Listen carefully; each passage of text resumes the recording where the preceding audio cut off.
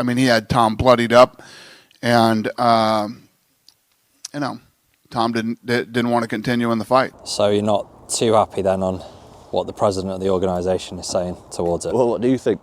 In the 21st century, a weapon will be invented like no other. Better, stronger, faster. Unstoppable. He has only one purpose. Win fights. Hello. Welcome back. Seeing as no one's heard from you, the channel's crying out for what's been going on. What's been going on in your exciting life for the last 5 weeks? Oh, mate, I've been having a lovely time just in and out of hospital, getting all kinds of different tests done on my eyes and speaking to specialists, speaking to surgeons, speaking to doctors. Oh, it's been a fantastic time. I've asked the community, the Team Aspinall community, to get the questions in, and we've got probably about 10 plus questions, a lot of the same questions obviously, just seeing how you are and what's next. But first of all, of course, how is your eye? Yeah, the eye, well, both eyes, but especially the right eye, still ongoing. We are going to stick the diagnosis from the doctor on this video. It's also available on Instagram if you want to check it out. Look. What? I didn't catch that. There'll be haters out there disagreeing with it or whatever. All the eye experts out there, I'm sure, will have their own opinion, but this is what's going on. What did you feel when you first got eye poked? Well, I actually got eye poked twice in the fight. First one wasn't too bad. He got warned for it. The second one, obviously, Cyril Gann tried to make my head a bowling ball with the double eye poke, knuckle deep in both. So yeah, wouldn't recommend it at all. How did you feel the fight was going before the eye poke? I felt like the fight was going okay. It was going pretty much to plan. I think that, look, there was this big notion in the media before that I'm just going to run through Cyril Gann. Look, I might look like an idiot. Sometimes I might even talk like an idiot. But when it comes to fighting, I know what I'm talking about. And I know that Cyril Gann is a tough matchup for me. Really good defensively. I knew that if we want to break the fight down a little bit, Cyril's got really good defence. He moves really, really well on his feet. I knew that I have to stand in range and take a few punches from Cyril to be able to land my own shots. We knew that. That was happening. I had a bloody nose. Look, any of my sparring partners know you only have to look at that thing. I think it's a bit red now as well, isn't it? It might be a bit red today, yeah. Got the old Rudolph thing going on. It's not broken though, just to be clear. No, my nose isn't broken, but I have broke my nose about 3 or 4 times in my life. So, look, touch me in the nose, it'll bleed. Yeah, nosebleeds happen in fights. Yeah, was he hitting me with a few jabs? Yes. Was I hitting him with a few shots as well? Yes. I thought it was going to be a 5-round fight. Go and look at my pre-fight stuff. I knew this was going to be a long and tough fight. I think that every fight I go into, and I really respect my opponent, especially Cyril. I think there's this notion with the media and maybe the fans that Cyril's not very good, which is just complete bullshit. I think that he's really, really good. He's super talented. He's been at the top of the division for a number of years, which is not easy to do. He's been an interim champion himself. He's obviously had 2 title shots for the undisputed title as well. So I think the guy's really good. I've took him extremely, extremely seriously. The fact that people expect it to be an easy fight, I don't read into that at all. I think I'm prepared for a really, really hard fight. I felt like the first half of the round, you know, he caught me a couple of times with a couple of jabs, couple of leg kicks, but towards the back end of the round, I was putting him in a couple of dangerous spots. Did you think he did it on purpose? So, I think that when it initially happened, I didn't really think much of it. I thought, accidental eye poke, whatever. Look, when I watched the fight back, that's when I really got the gist of what's going on. The guy was trying to poke my eyes out all the way through that round. Multiple exchanges, nearly every exchange that I could put him in danger. He had his fingers out pointing towards my eyes. Have a look at this clip and let me know what you think, if you agree, because it's hard to disagree when you've got footage like this. The guy was cheating from the first second, and the way that he wanted to win that fight was to have me compromised by cheating. We found a video of basically from that first round with Gann's sort of finger pokes. Just want you to watch it if you can see, and just sort of explain what's going on.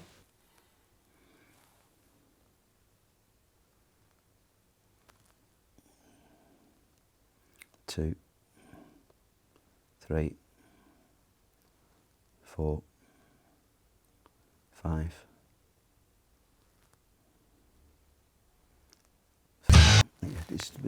So what have you just seen there? I've just seen that every time his hand comes out, it does this. And it's wrong. Have you heard from Cyril Gann at all, or any contact or anything post-fight? Nope. Nice guy. And your thoughts on him at the moment? My thoughts on him, I think he's a big cheater. I think that, look at all his fights. Let go of the cage! Let go of the cage! It's over now. With a jab. Yes, he did. Junior Dos Santos! Set now!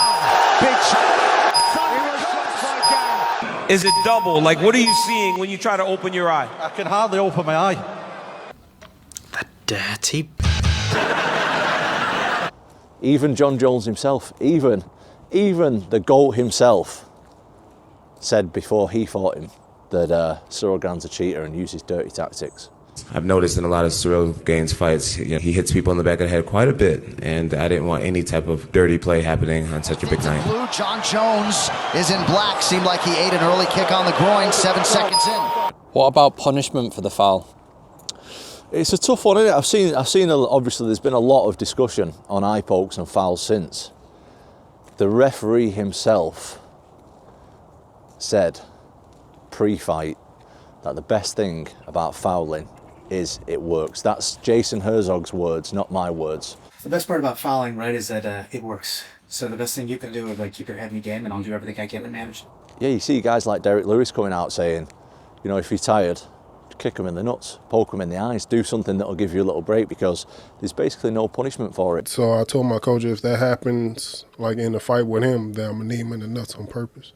Things need to change in the sport of MMA when it comes to fouls. I mean, he had Tom bloodied up, and you know, Tom didn't want to continue in the fight. So, who gives a? What do you think about Dana White saying Tom didn't continue, and then also, who gives a to eye pokes? Well, listen, I didn't continue. I'll tell you why I didn't continue. Because I'm not a dummy. Like, I'm not going to go out there and fight one of the best strikers in the world if I can't see.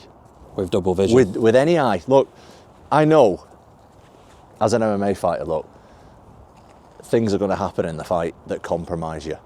Go back and watch my fight with Arlovski. At the end of the first round, he punched me right in the eyeball. Final 20 seconds of the first round. Oh! Big right from Arlovski. For the rest of that fight, I couldn't see him out that eye. That's fine. If you get punched or kicked in the eye, that's fine. If you get double eye poked in both eyes and you've got no vision because of a foul, why should I carry on so some dummy can look and say, oh yeah, Tom just got knocked out? Because I ain't going to fight if I can't see anything because of a foul. If it's a little illegal move, we have to fight through it. That's what we do as fighters. But when it's a foul, why am I going to put my health at risk when I can't see at all? So you're not too happy then on what the president of the organisation is saying towards it? Well, what do you think? Tom didn't want to continue in the fight, so. Look, we all know who is at fault here. What the are you talking about, huh? And off the back of that, Tom, what have the UFC said? Hunter Campbell, who I deal with personally, he's just said if they can help out in any way with doctors and stuff like that, that's what they'll do. When do you think you can start training again? Look, it's not up to me. It's up to the doctors. At the minute, I ain't allowed to do nothing, so I'm just following advice at the moment. What's next? What's next for me right now is there's talk of surgery on the eyes. We've got to see how it goes over the next few weeks. Obviously, that's down to the specialists and stuff, but I'm not in the gym training at the moment. I'm not doing anything MMA-wise at the moment. I'm just following the doctor's orders right now and seeing what happens with the health. And obviously, you've been a massive help to the UFC. You've taken a fight on 2 weeks' notice. You've taken a fight in the middle of the night, been backup fighter for Jones versus Miocic, and then obviously the whole John Jones saga. How do you sort of see this going forward for yourself with the UFC? I think right now we just got to focus on the health, innit? We just got to get everything back to normal, follow the doctor's orders, and that's all I can control right now. So we'll cross that bridge when I'm feeling better. and everything's right. What are you left feeling after the fight? Well, look, if you were sidelined from doing your job for like 15 months, not allowed to do anything, you train your ass off for 6 months for a fight, then to get double eye poked, to be left with no vision for nearly 6 weeks because of an illegal move. How do you think I feel? I'm not feeling fantastic, am I? Obviously, you've just said there you're not sure on what to expect, but when do you think you can start training again? I have no idea. Absolutely no idea. I'm obviously very keen to get back and beat this guy up. But I've got to be 100% right, so whenever the eye's good to go, that's when I'll do it. Just to sum it all up, mate, more a message to the fans than anything who haven't heard from you in 5 weeks. How you're doing, what's to come on the channel, and yeah, just looking forward in a positive note. Yeah, I'm doing all right, as good as I can be. A big shout out to everyone who has stuck there by me. A lot of haters out there who are living some very sad lives, who think they're eye doctors and have never... Listen, I'll double eye poke you full blast in the eyes and see if you can still write some grim comment on Instagram or YouTube or whatever.